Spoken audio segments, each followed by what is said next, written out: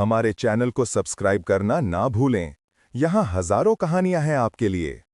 वसुंधरा ने कमरे से बाहर झांक कर देखा, क्योंकि उसका ध्यान तो वीरेश में ही लगा हुआ है। लेकिन अपनी माँ और चंद्रिका के सामने वो ऐसा कुछ बोलना नहीं चाहती, क्योंकि ये बात वो खुद भी नहीं समझ पा रही कि उसे वीरेश की इतनी फिक्र क्यों हो रही है।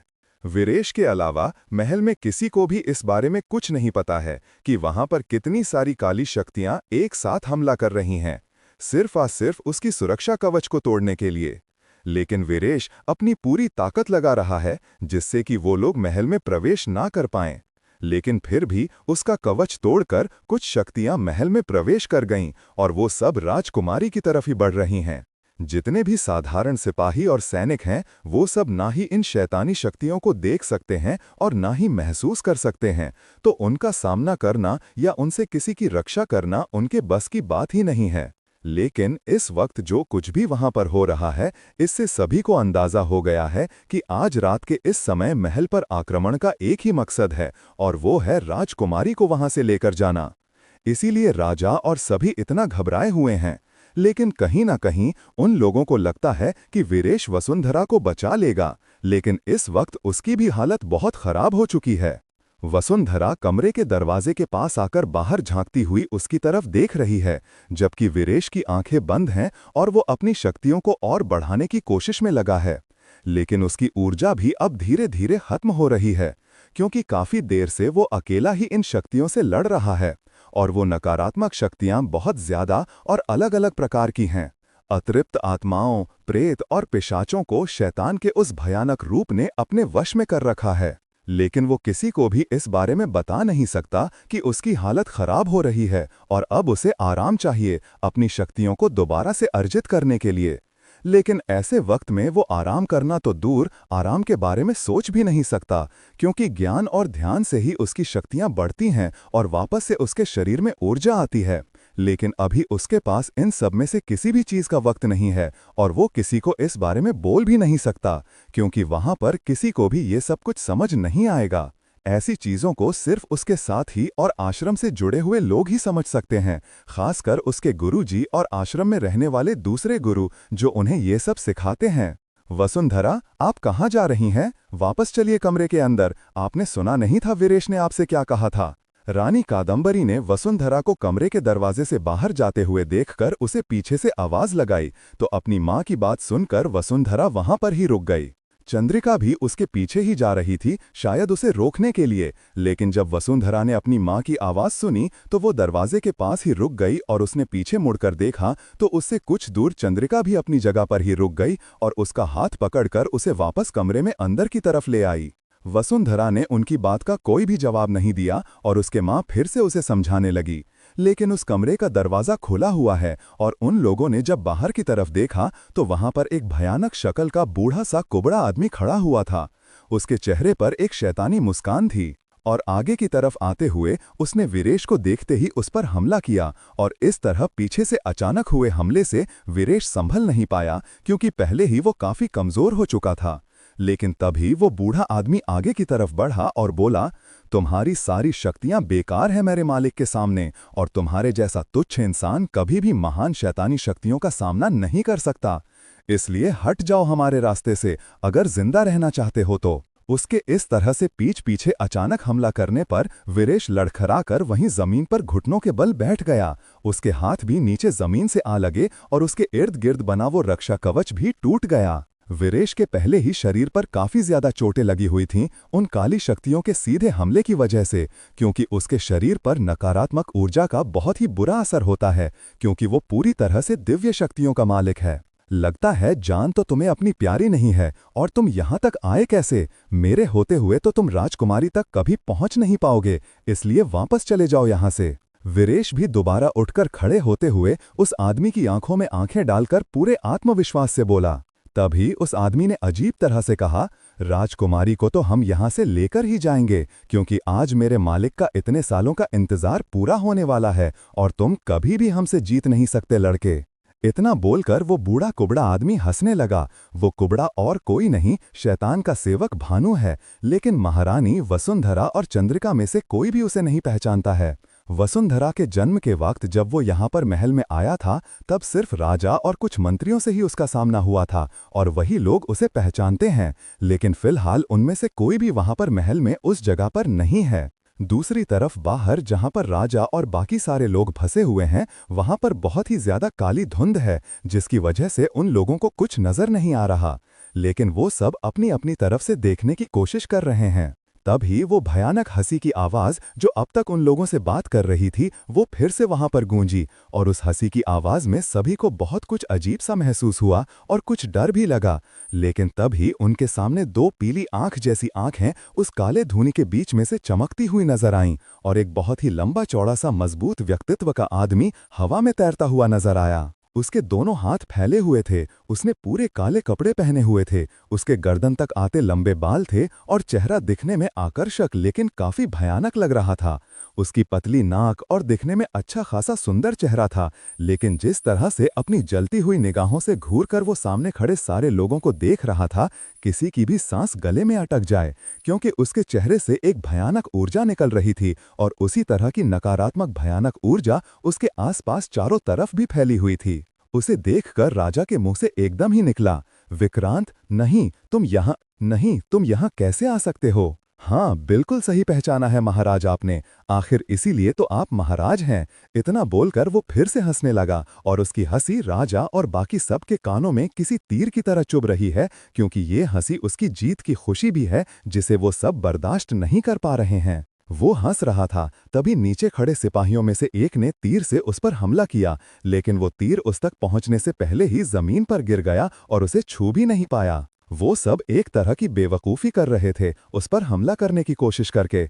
उन लोगों में से और भी कुछ लोगों ने उस पर हमला करने की कोशिश की, क्योंकि वो हवा में तैर रहा था काफ़ी ऊंचाई पर, तो वो लोग नज़र उठाकर उसे देख रहे थे, लेकिन उस तक पहुंच भी नहीं पा रहे थे।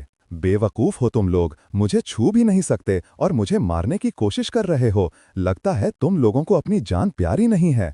इतना बोलते हुए विक्रांत ने घूरकर उन लोगों की तरफ देखा और उसके चेहरे पर गुस्सा साफ नजर आ रहा है। और जैसे ही उसने उन लोगों की तरफ देखा, उनके गले एकदम ही कस गए और उन्हें ऐसा लग रहा था जैसे कि कोई उनका गला दबाकर उन्हें ऊपर हवा में उठा रहा है। और राजा को छोड़कर बाकी उसके आसपास खड़े सारे लोगों का यही हाल था। और उनकी सांसें गले में अटक गईं और वो लोग बुरी तरह से छटपटाने लगे और उनके अपने हाथ ही गले पर पहुंच गए, जैसे कि किसी से वो सब अपना गला छुड़ाने की कोशिश कर रहे हों। इस बीच उनकी काफी तेज दर्द भरी चीखें निकल रही हैं, लेकिन राजा महेंद्र प्रताप भी अपने लोगों को बचाने के लिए कुछ भी नहीं कर पा रहा और उसे बहुत ही बेबसी महसूस हो रही थी। कहानी जारी रहेगी। हमारे चैनल को सब्सक्राइब करना न भूलें, यहाँ हजारों कहानियां हैं आपके लिए। उसने तेज आवाज में चिल्लाते हुए कहा, क्या चाहते हो तुम? क्यों इतने दिनों से हमारे पीछे पड़े हुए हो? आखिर हमने तुम्हारा क्या बिगाड़ा है? हम तो कभी तुम्हारे रास्ते में भी नहीं आए, लेकिन फिर भी तुम क्यों ये सब कर रहे हो? क्यों मेरे इतने लोगों को तुमने मार दिया और अभी इन बचे हुए लोगों की भी जान लेने की कोशिश कर रहे हो? छोड़ दो इन लोगों को। राजा को कुछ समझ नहीं आया, तो उसने विक्रांत का ध्यान भटकाने के लिए जानबूझकर उससे ये सारे सवाल किए। और राजा की बात सुनते ही विक्रांत ने अपने हाथों को खोला छोड़ा और उसके ऐसा करते ही वो सारे लोग वापस जमीन में गिर गए।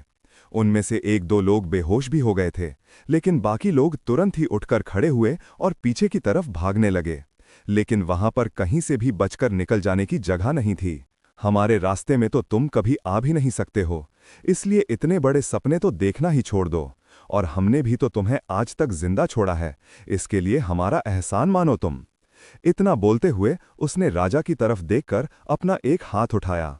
उसके हाथ से लाल रोशनी निकली और फिर सामने खड़े राजा के हाथ पैर जंजीर से पीछे की तरफ होकर बंध गए। और वहां खड़े बाकी लोगों के साथ भी ऐसा ही हुआ, और उन सारे लोगों को एक साथ बांधकर उसने उन पर अपनी शक्तियों का प्रयोग किया, जिससे कि उन सभी के बदन पूरी तरह से अकड़ने लगे और उन लोगों को बहुत तेज दर्द हुआ। वो लोग दर्द से चिल्लाए, लेकिन विक्रांत के कानों को उनकी वो दर्द भरी चीखें जैसे सुकून दे रही थी। और उन लोगों के इस तरह से चीखने पर वो बहुत ही तेज आवाज में हंसा और महल के अंदर प्रवेश कर गया, क्योंकि महात्मा गुरुजी का बनाया हुआ वो रक्षा कवच जो अब तक महल के चारों तरफ बना हुआ था, शैतानी हमले से अब वो टूट चुका था। और विक्रांत भी अच्छी तरह से जानता था कि उसे रोकने वाला अभी यहाँ पर कोई भी नहीं है और वो आसानी से वसुंधरा को वहां से लेकर जा सकता है।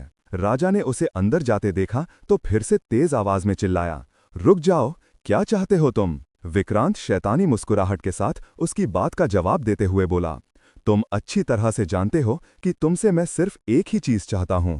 नहीं, तुम मेरी बेटी को ऐसे नहीं ले जा सकते। उसकी बात का मतलब समझते ही राजा फिर से तेज आवाज में अपनी पूरी जान लगाकर चिल्लाया। राजा की बात सुनकर विक्रांत फिर से दरवाजे पर ही रुक गया और वो फिर से पीछे मुड़कर देखते हुए कुछ कदम चलकर राजा की तरफ आया और उसने मुस्कुराते हुए राजा की बात का जवाब देकर कहा, मैं कुछ भी कर सकता हूं क्योंकि मैं विक्रांत हूं और तुम मुझे कभी रोक नहीं सकते महेंद्र प्रताप। और इस दिन का तो मैंने इतने सालों से इंतजार किया है और आज मुझे रोकने वाला कोई नहीं है, कोई भी नहीं।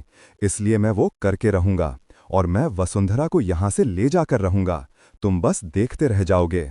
इतना बोलकर फिर से वो एक तेज शैतानी हंसी हंसा और वहां से अंदर की तरफ चला गया। राजा पीछे से चिल्लाता रह गया, लेकिन उसके हाथ पैर और शरीर सब कुछ उसकी शक्तियों से बंधा हुआ था और राजा कुछ भी नहीं कर पाया।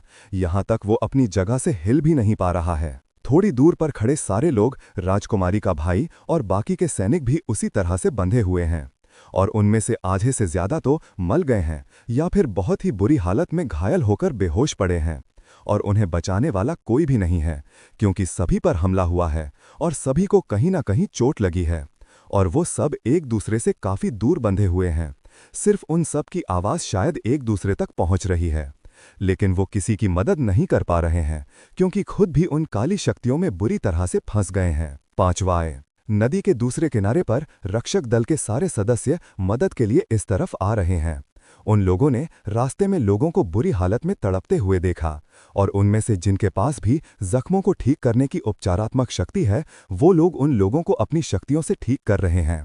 लेकिन किसी के जख्म बहुत ज्यादा हैं जिसके लिए उनकी शक्तियां पर्याप्त नहीं हैं, तो उन लोगों ने भी कुछ लोगों की मदद की और उन्हें ठीक किया और फिर अपने साथ लेकर आए।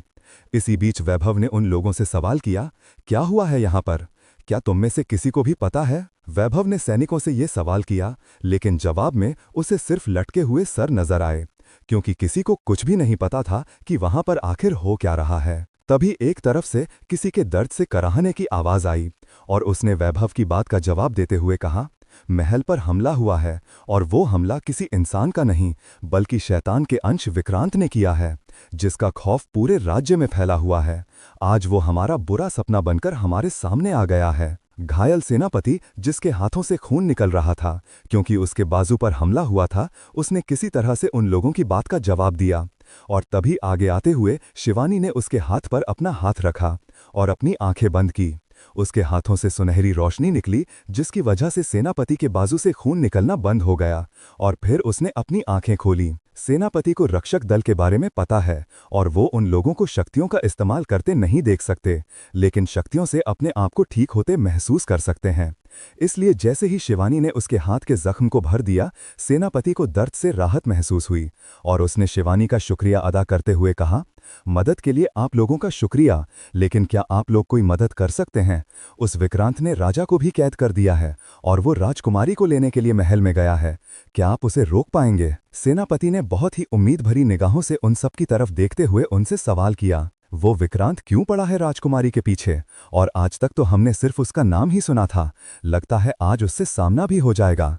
सक्षम ने थोड़ा उत्साहित होते हुए कहा, तो नीरज उसके कंधे पर हाथ रखकर बोला, ये कोई उत्साहित होने वाली नहीं, डरने वाली बात है, क्योंकि वो इतना ताकतवर है।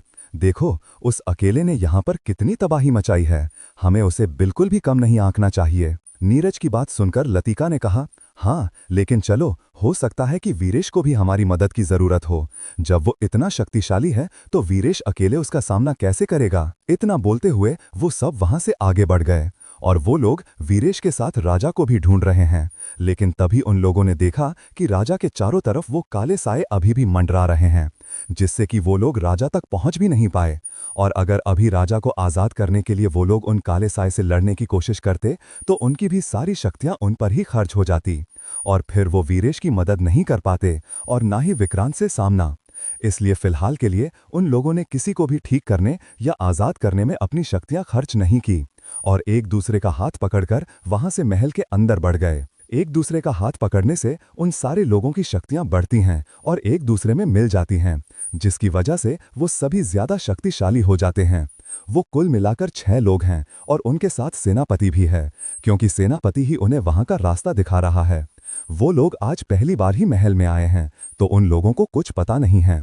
वो लोग जैसे ही अंदर आए, उन लोगों को वहां पर बहुत ही ज्यादा भयानक नकारात्मक शक्ति का एहसास हो गया और उन सब ने अब एक दूसरे की तरफ देखा। क्या रक्षक दल के लोग पहुंच पाएंगे समय रहते वीरेश तक और बचा पाएंगे वसुंधरा को विक्रांत से, या फिर विक्रांत कामयाब हो जाएगा अपने शैतानी इरादों में? क्या होगा अब आगे, जानने के लिए पढ़ते रहिए।